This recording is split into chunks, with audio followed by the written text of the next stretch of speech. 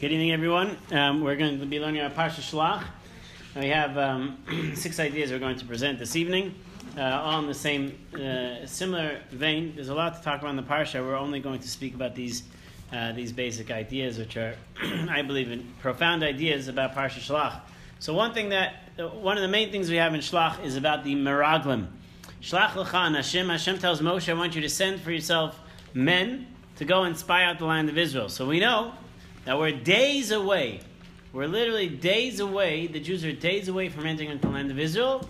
Those days turn then into 40 years, which is basically going to make up the rest of Bamidbar and then the rest of Devarim because of that.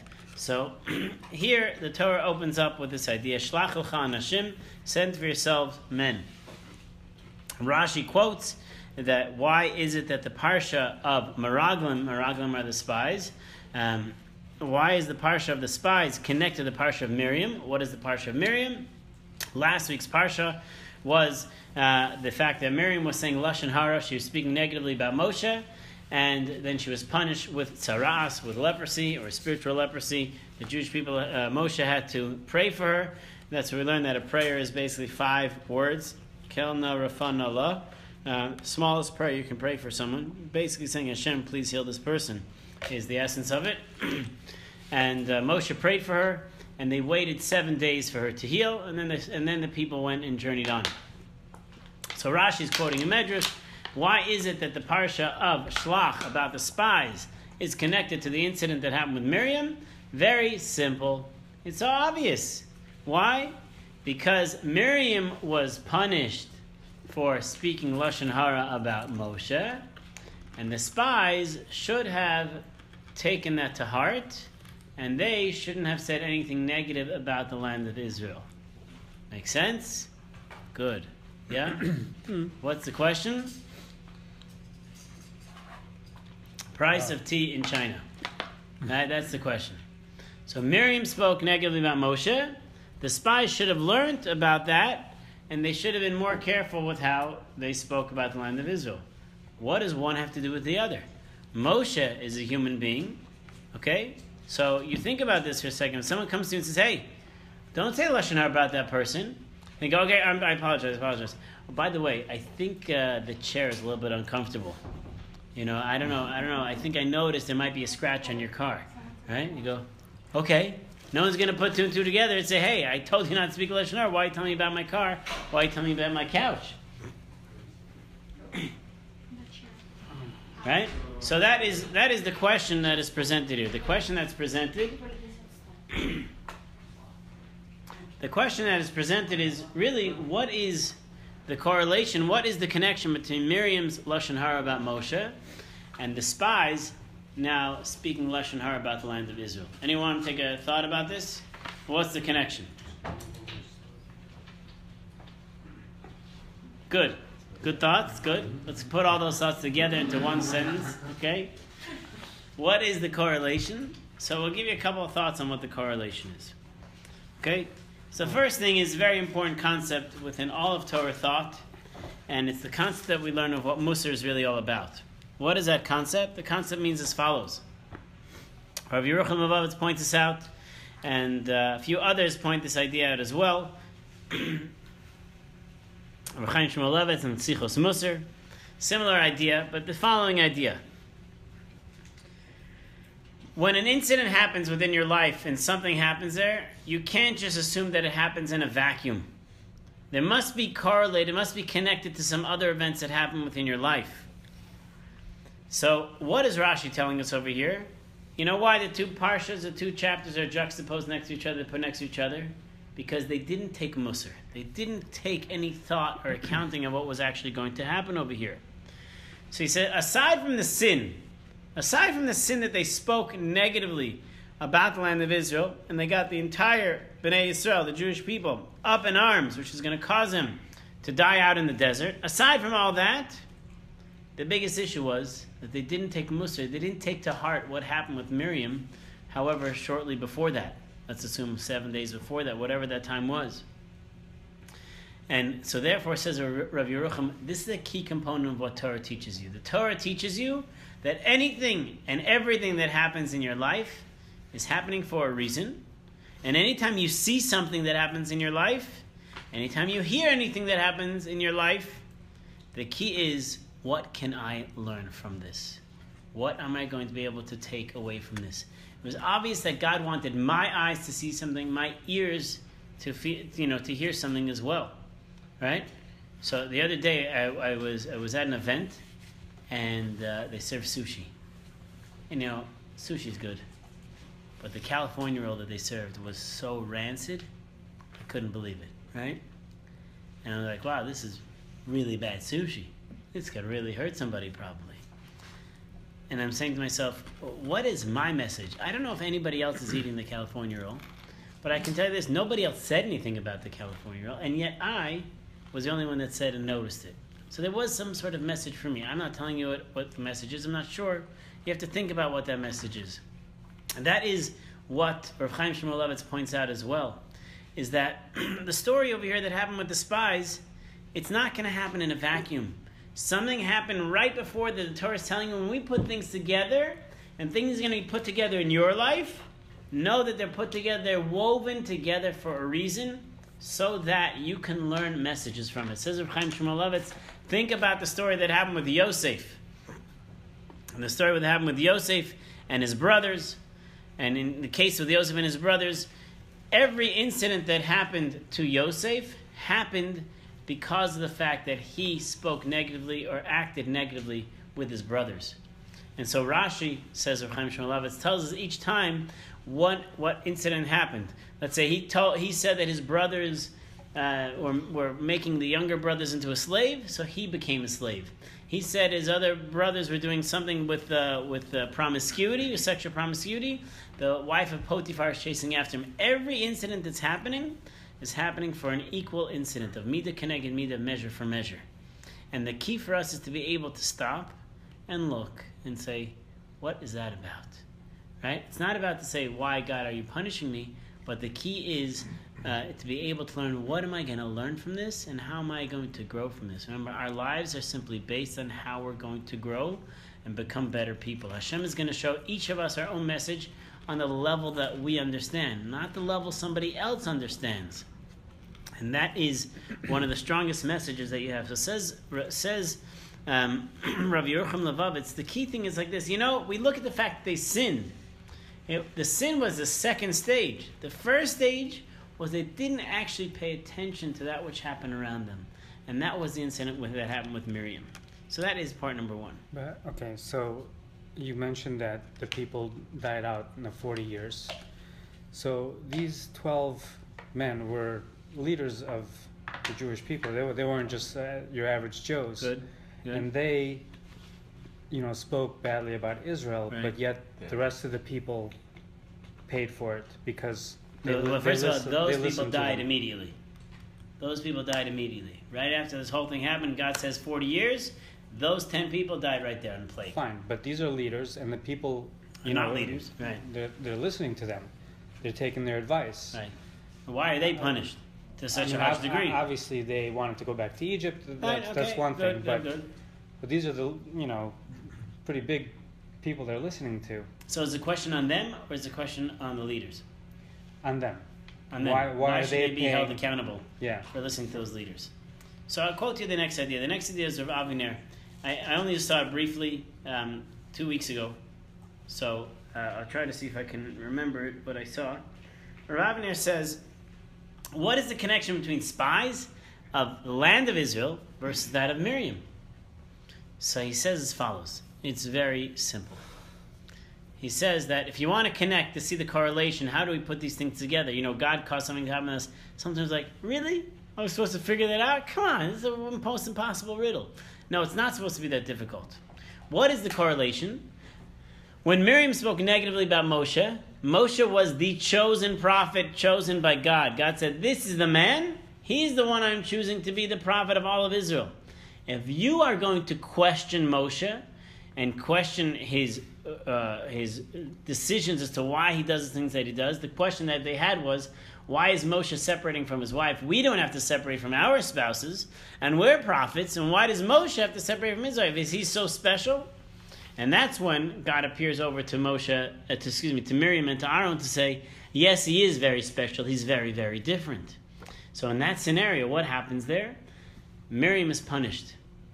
What's the punishment? The punishment is you don't realize that I have chosen someone to be the prophet. If I, God, have chosen someone, and that person is chosen, you should never question God in that. What should the spies have learned in that scenario there? You know what they should have learned? If this land was chosen from God to be the land that the Jewish people are going to go into, then there are no questions here. You just follow with whatever God tells you. You're questioning now the fact that God chose this for you. The same way Miriam questioned whether Moshe was that prophet, how can you question God? So too the same thing is over here. The key for us is to be able to put those two together. Because these spies were so great, they should have been able to put A and B together. It's not land versus person. It's about chosenness versus chosenness. I chose Moshe, and I chose this land. No questions asked anymore. Once you see that, the spies didn't learn it, the spies didn't actually connect, then you go to the next thing over here. And that is that the people as well should have realized, if you have been following God in the desert all this time, you've seen everything now, and now God is telling you, you're just going to do more of what I tell you to do, and now you're going to say we can't do it, it's not possible anymore. Now you're showing that you're not at that level of belief. Right? So it's not just on the elders, it's actually on the people as well. Remember, last year we discussed the Ibn Ezra explains fascinating concept. He saw that the people who left Egypt had a slave mentality. And with that slave mentality, they could actually never, that's pretty impressive. Yeah? What happened? So he likes tomatoes. He likes tomatoes. With that... Is it dripping? No, it's turned up. Oh, nice.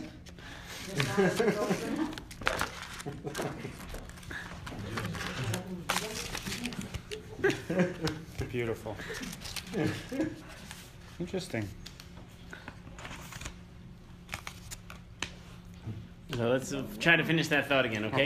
Yeah. So the thought is that, again, with the people understanding here that this is God sending them to everything, this is their sin. Says the Ibn Ezra, their biggest sin was that they themselves always had a slave mentality. They never felt that they could ever become the free people. They never felt that they were actually deserving of becoming that free and chosen nation. So God said, that's going to happen.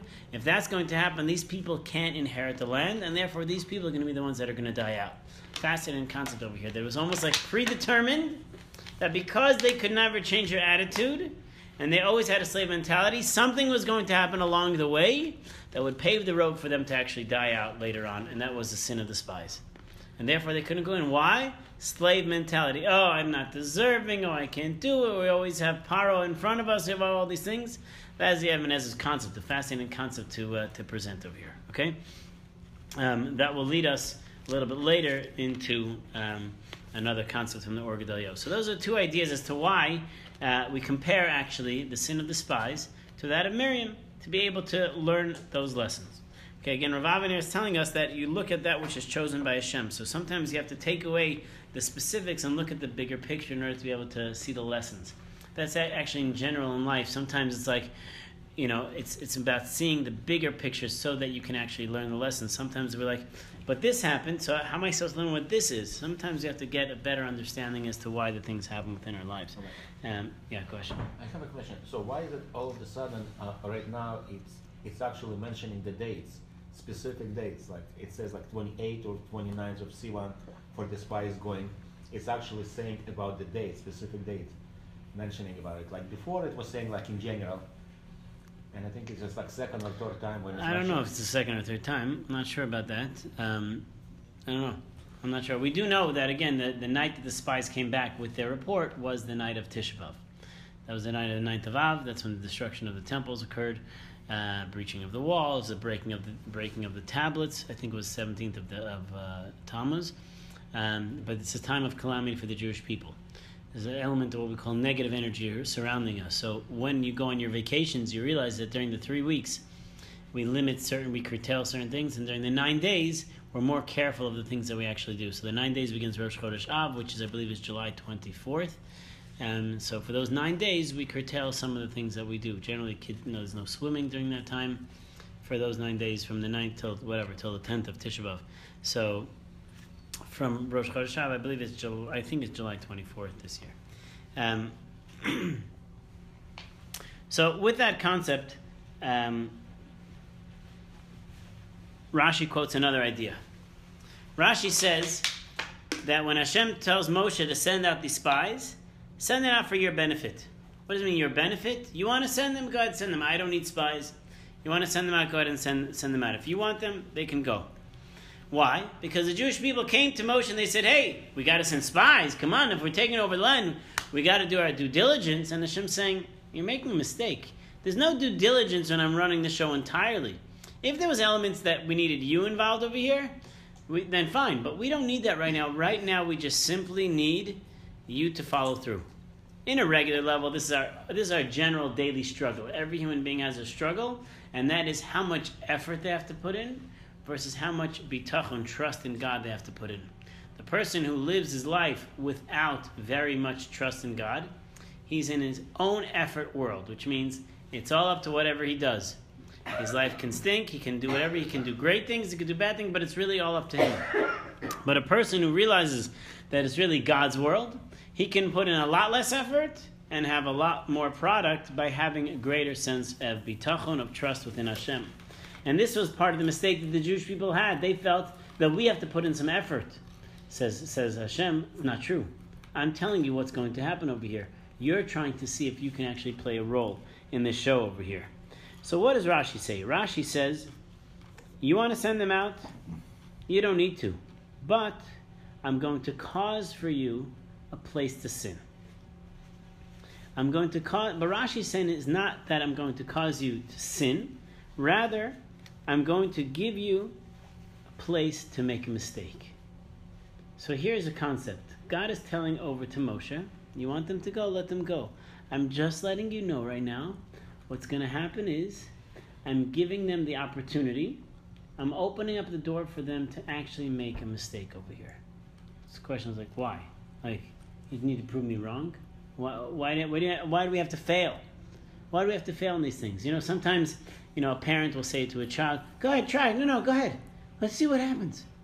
Go ahead, see what happens. I mean, I think spouses do that also to each other. No, you want? Go ahead. No, go ahead.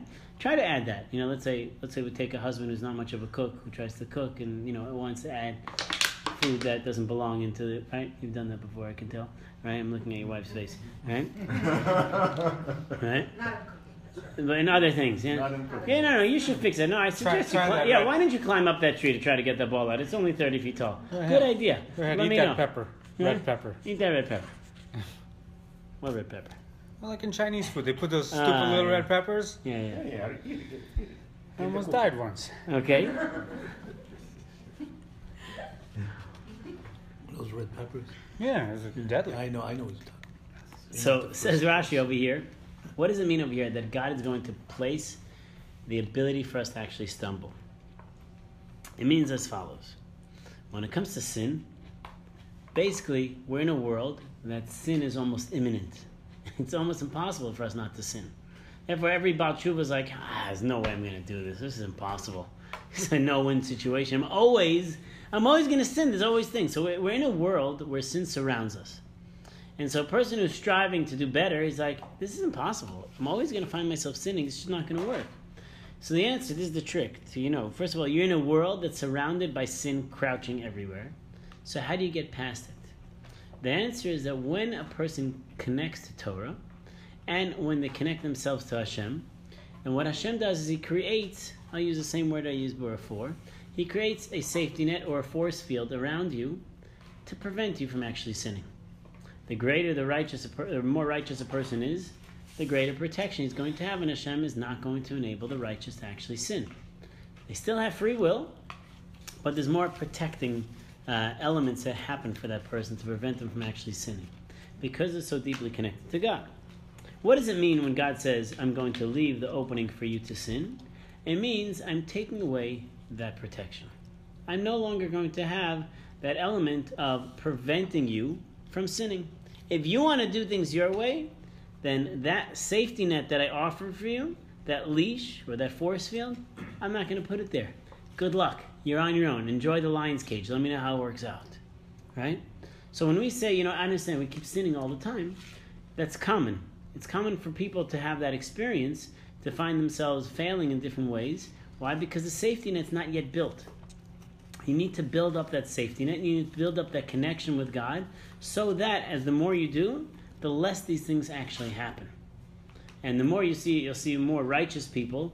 They won't stumble in certain areas that you and I would stumble in. Why? Because they have a deeper connection and therefore they have a stronger safety net that prevents it from actually happening. So it says Rabbi Yochanan on this idea. If Hashem would not help us, would not protect us or help us from sinning, sin would just be all over us at a regular on a regular basis. There would be no hope. It would be extremely difficult, which is why when you look at the rest of the world and you look at the struggles that they have in their daily lives, whether it's stealing, whether it's sexuality, whether it's other areas, I don't want to say it's impossible for them, but it's understandable why people fall and have an easy time doing these things that are not necessarily so good for their souls, right? You hear all the stories that happen in the news, you're like, really?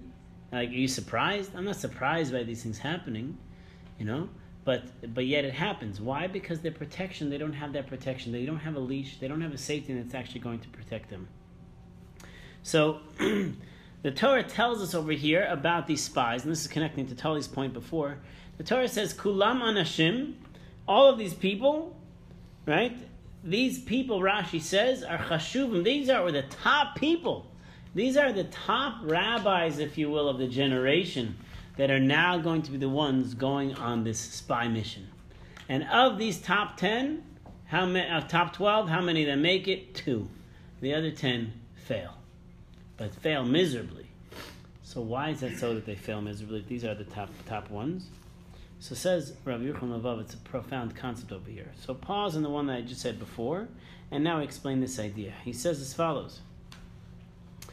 If Hashem takes that away from you, takes that protection away from you, it doesn't matter how righteous you are, you're bound to go ahead and sin. Which is why whenever you're going to do something, you're going to be in a tough situation, you have to put in a prayer, Hashem, please help me. I can't do this without you. I can't do this without you. Why? Because you know that the only way we can actually save ourselves from sin is through an actual divine protection. Not just simply because I worked on myself, it's really through divine protection these things actually happen. So what do you see? You see that 12 people went out there. 2 people were saved. Who are they? Yehoshua, Joshua, and Kalev. Kalev, right? I can't say Caleb. It just doesn't work, right? It just doesn't fit into any of the spelling, right? So Kalev and Yehoshua were the ones that were actually saved.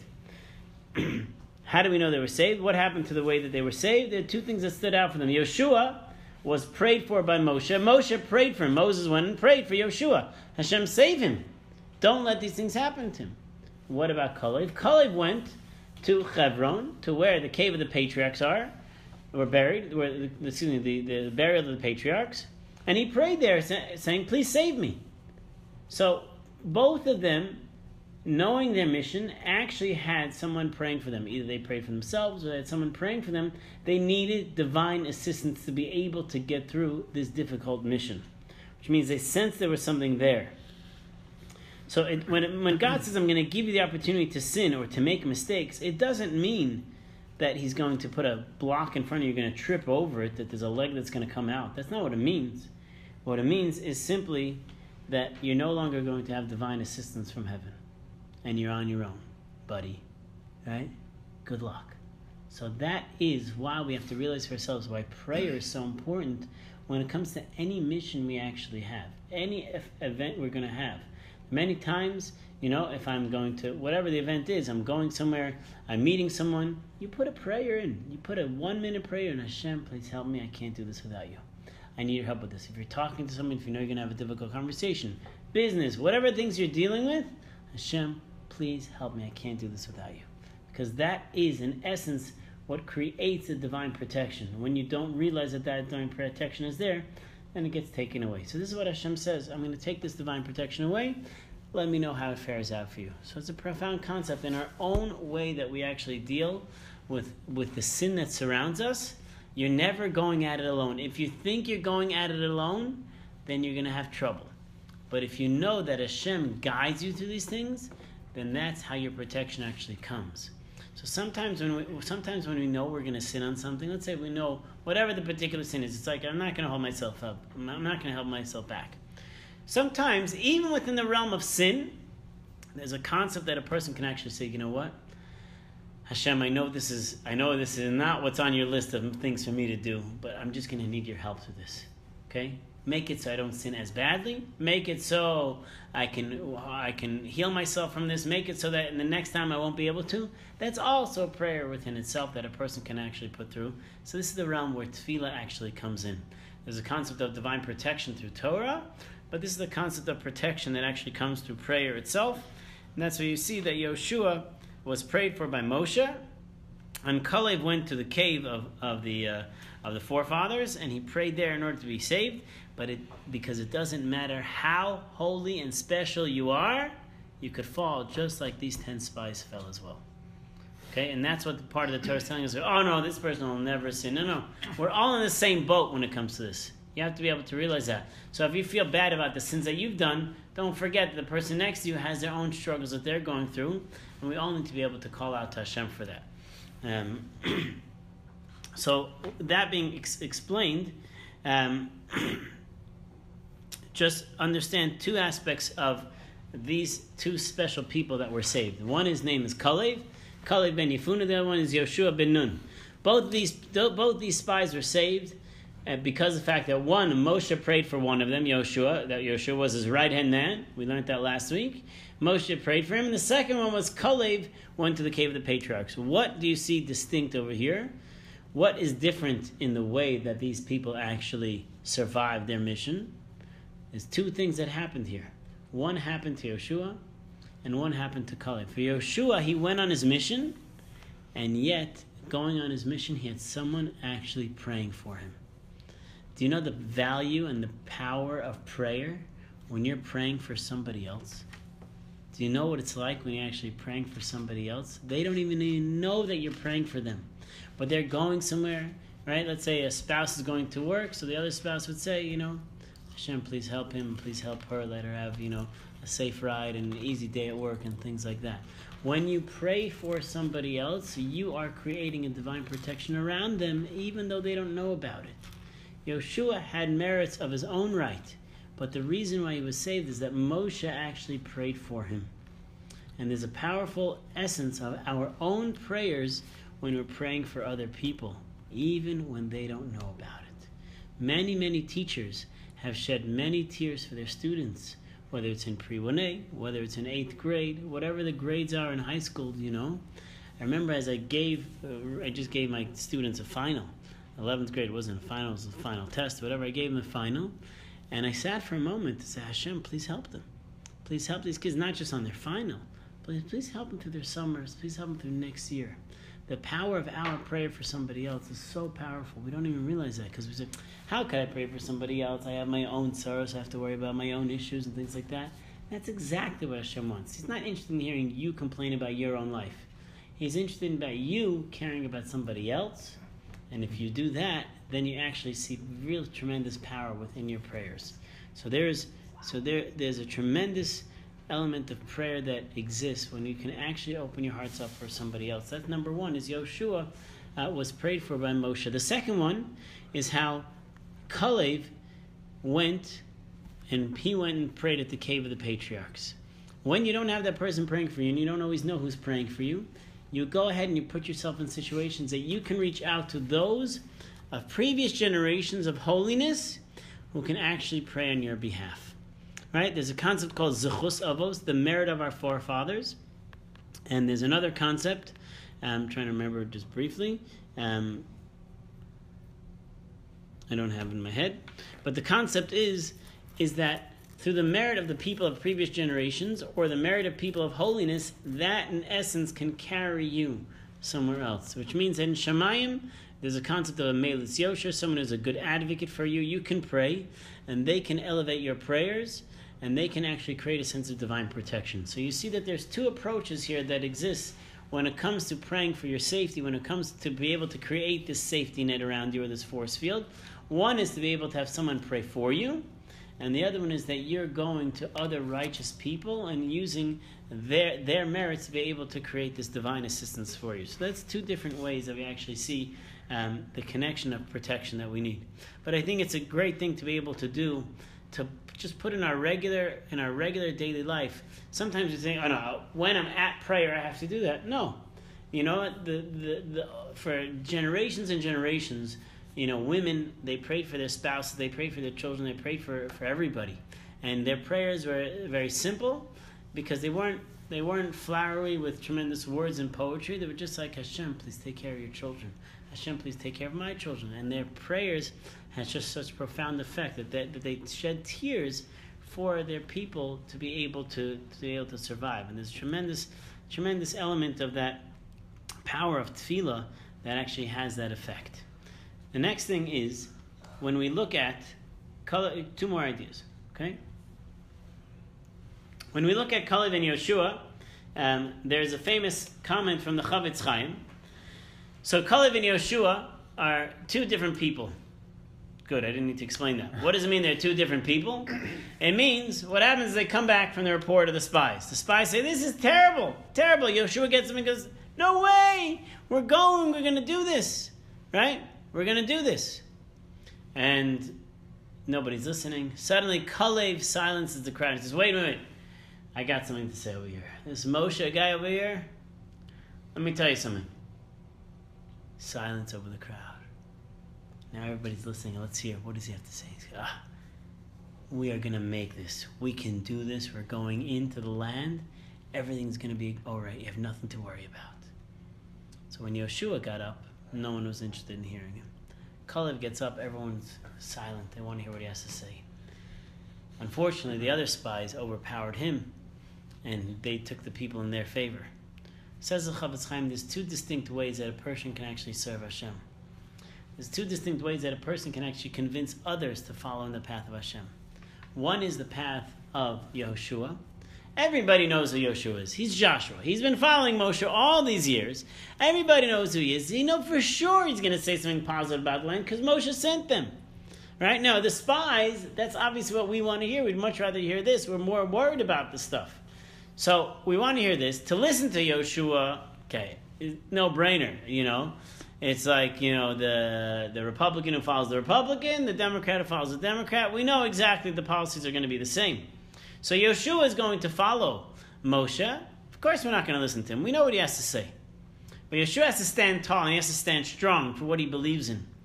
And he's trying to push and present that this is what we have to do. Whether they listen or not, that's Yoshua's method. Yoshua's method is to be straightforward and direct with everybody. Kalev has a different approach. What's his approach? His approach is let them think that I'm on the other team. Let them think that I'm doing whatever I'm going to their bidding, and I'll slowly be able to convince them that they should be able to listen to me. And so here's the approach. The approach that the Chavetz Chaim presents is that there's two ways that people can actually serve Hashem. One way is through that direct force, right? You're pushing against the tide. Everyone wants to do this, and you go, no, we're not doing this. Okay, and we've seen it throughout generations. Great rabbis will get up and tell everybody, no, we're doing this wrong, you got to do this right, let's keep Shabbos. And people are like, we're not doing this, no way, right? And they're pushing back, and you have people that are pushing with force. But then you have the other people that go along with everybody else, let them think they're with them, and they go, hey, you know what? Hey, come here for a second. Let me show you this. Let me show you this mitzvah. Let me show you this idea. And one by one, he turns the people around. So Kalev's approach was to try to do that in we'll call it in a subterfuge way, to be able to let the people feel like they were connected to him, and then be able to sway them. Because the approach of Yeshua didn't work, but this was the approach of Kalev. So these are two ways, says the Chavetz Chaim, of how we can actually try to convince people of things. We can try to push, or we can try to do it to be on their team, to be able to get them to think about change and do it in a much more in a calmer way. These are two different approaches. I'm sure everybody has this in their families. They probably have these approaches in their families, right? I got your family ready. It's pretty obvious. I know nothing to worry about, right? Now, I know, you are the one who just says everyone go smoothly with you. I got it. I got it. Straightforward, right? Yeah. But this says a Chavetz Chaim are two different approaches. It doesn't mean they're wrong. Both are actually right. It's just knowing how you're actually going to maneuver with those approaches with different people. This is she's a total Khalif. Total Khalif, yeah. Exactly. So these are two different approaches that we actually have. And we'll end with one last piece over here, and that's from the Or Gedalia. So the last piece over here is the spies come back. The spies come back and they give their report and they tell all these wonderful, seemingly wonderful things, but they weren't wonderful. They all had some negative undertones in it. And then the pasuk says, we were grasshoppers. We felt that we were grasshoppers in their eyes, and that's what they thought of us. So we felt like grasshoppers, and they thought of the same thing as us. So what is the issue here? The issue here is that they felt that the spies went there and said, we saw these giants, we saw these big people. We're nothing. There's no way we can do this. We can't overtake these people. It's impossible. We were like grasshoppers. They could have crushed us. They would have stepped on us. We would have been nothing left. So we can understand if you feel that, hey, you know what? You feel like a grasshopper. Sometimes we all have been to these events where you go to an event, you feel so out of place, and you're like, I wish I was a grasshopper, and someone just stepped on me right now, you know? So here the people are sitting there, the spies are there, and they say, we feel like grasshoppers. So I can understand you feel a little bit lowly about yourself. Says the Gemara says, Rabbi Masharshi says, the Meragim, these spies, were a bunch of liars. What do I mean liars? Well, I understand to be able to say that you felt like a grasshopper, that's your own self-esteem. But how can you say that they felt the same way about us? First of all, they didn't even see you. It's one thing that you have a negative input. It's an outlook on yourself. It's another thing to project that on somebody else. Call a spade a spade. You feel like a grasshopper. Don't say that they thought you were grasshoppers. You never have any idea what they're actually thinking. Right? It's an important lesson that in most cases, it's our own creation of our own imagery of what's actually coming on over here. But to say that they thought of that of us as well, did you ask them? Right? And they would have told you, well, yeah, I think grasshoppers is a good term. You never asked them. You were too afraid to actually see them, so you ran away. Says the Gemara, they were a bunch of liars, as the way we just explained. So that's what the Gemara says. Says Rav Gedalia Yeshua in the Or Gedalia, the Gemara is not just saying that they were liars. It's obvious they were liars. It's obvious you can't say what another person's saying over here. Says Or Gedalia, you know why? What does the Gemara mean that says they were liars when they said we were like grasshoppers and in our eyes and in their eyes as well? Of course, how do they know what they said? This is what it means. The reason why you were lying is because the truth is the opposite was actually true. You thought that they looked at you like grasshoppers. The truth is, you know the honest truth? They thought of you like angelic beings. And that's where your lie comes in. The Medrash says, V'chein hayinu beinam, so too we were in their eyes. You know what I did to you? He says, Yodim hayisem ma'asisi eschem. You know what I did to you? Before their eyes, you think you were like grasshoppers in their eyes? I made them think of you as angels, malachim. You're angelic beings. So says Rabbi Gedalia Yeshua, this is always the case. The case is like this. The Jews are constantly looking to find ways that they could be like the other nations. To be like the Goyim, to be like the other nations, to act like them, to talk like them, to be the same. What does it mean when we make it big? When we make it big, it's because we made it into Hollywood, we made it into Wall Street, we made it into all these great places. And the answer, he says, is they don't want you there. They want to see you in a high place of spiritual growth. They want to see you of leaders as growth. So why do people strive so much to be like that? For many reasons. One of the main reasons, they want to be able to wipe away the stigma. Or they look at us as these religious fanatics or something else like the stigma. Or they look at, no, we have to be more like them. The more we're more like them, the more they'll appreciate us. And just because we don't want to be able to, we want to shed whatever baggage we had from before. So says the Medrash over here, says the Rav Gedalia Yeshua over here, the truth is, if you would realize from the beginning that the other nations actually see you as angels, as malachim, that would change the way you have an outlook on yourself and the way they look at you. But, he says, the fact that they see you as angelic beings, that's why they actually have hatred towards you. You know, certainly it happens with other Jews. It happens with when a Jew is less religious than you and they see you doing something, they feel bad about it, you know? They feel bad, so either they'll do something about it, if you have a boss who's Jewish and they're less religious than you, they'll oftentimes treat you worse than if you had a non-Jewish boss. Right? The reason is because it's okay. It's just hitting my eye, right? The reason is because of the fact that they have the sense of jealousy and they have the sense of guilt that sits around them. But the Goyim have a sense of sinna because they know that they're not necessarily living up to what their potential actually is. And they see you, and they see the way you act, and you're living up to that potential. That causes a certain element of hatred on them. So there's really a depth of hatred that they have. The Gemara tells us that when they went to Sinai, the word Sinai is also the word Sinna, hatred. The Mount Sinai is the same word as Sinna, because now they actually have a sense of difference. They see that you and I are different, and they have a certain sense of animosity. That animosity is going to come out in different ways. It could come out saying these Jews are so poor and such low lives, or the Jews are taking over Hollywood and finance. They're taking over everything over here. It comes out one of two ways. But that sinna is because of the fact that the Jews are actually really supposed to be like malachim. Don't think that when Hashem made you in the eyes of everybody else, that He made you into grasshoppers. No, you're liars if you say that, because the truth is, you're not like grasshoppers in their eyes. You're like angels in their eyes. And that's what Hashem wants us to be able to realize for ourselves, that we are supposed to be the angelic beings. We have to act a lot better than them because we have to actually guide them. You know, there's a concept that basically the world kind of goes like this. The Jews are on one scale and the rest of the nations on the other scale. Wherever we go, they follow in that same scale. So if we elevate ourselves, they become elevated.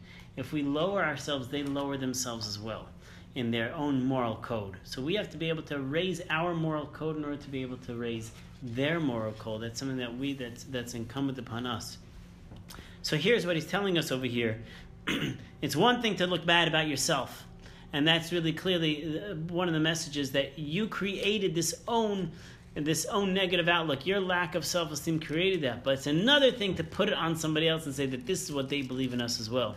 Because the truth is, not only is that not true in the fact that you don't have a right to say that, but the truth is Hashem made it the other way, the entire opposite, and that was He, instead of making like grasshoppers, He made you into malachim. He made you into these very special people, angelic beings, that they should actually look up to you. So again, we're just going to give a quick summary of some of the things we spoke about. One, we spoke about the idea of realizing that the land of Israel was chosen by Hashem, and that Miriam, and that Moshe was chosen by Hashem. Therefore, you should have learned your lesson on that and not spoke lashon hara.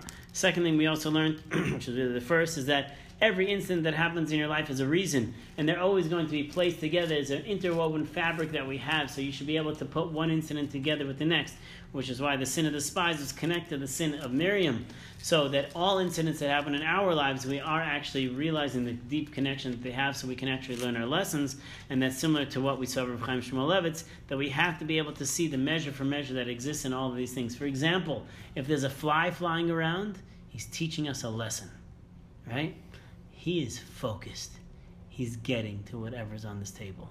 And we think with one swap, he's going to go away. And he keeps coming back. And he keeps coming back. So we just focus the way he's focused, right?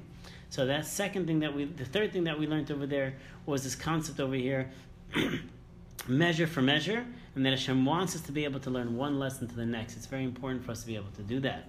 We also saw that it doesn't matter how powerful or how holy a person is, if they don't have divine protection, which will come through prayer, and then they can easily succumb and they can easily make mistakes, no matter how special a person actually is. And therefore, that's what it means when God enables us to do sin. It means that He's just removing that divine protection. We saw that Kalev and Yoshua were the ones that were saved. One was through prayer of himself by the cave of the patriarchs to enable his prayers to have salvation. The other one was through Moshe, and that was our opportunities to be able to pray for other people, for our families, or anybody that, just pray for them, that things should go well for them. And we also saw that there are different paths as to how we actually can convince people to do things. One is through direct force, and the other one is through convincing in other subtle manners. And we saw lastly, when it comes to our own outlook upon ourselves, is the outlook that we create for ourselves, that grasshopper outlook, and we cannot assume that other people are looking at us in that way. And if you do assume that, you should realize that in most cases, exact opposite. Hashem wants us to realize that we're angelic beings, and therefore we can actually change other people through the approach that we take within our lives and through perfecting our lives. This is the greatness that each of us have. We'll stop over here and we'll go to questions. What's the significance of bringing back the fruit? It's like they know they're going to say bad things about it, but hey, check out this fruit they have, So, I think angelic. Angel. Now you got it. Yeah, now you got it. Well, you're wondering why we're speaking about jelly beans all the time. Jello. Angelo. Okay, yeah. You got to translate a Russian word. You got to give it. How do you say an angel in Hebrew? In Russian? Angel. Really? Sounds like it was borrowed. That's a stretch. Yeah, seriously. See this? A right angle. So to explain that, I think part of I don't have a good answer because I thought about the question.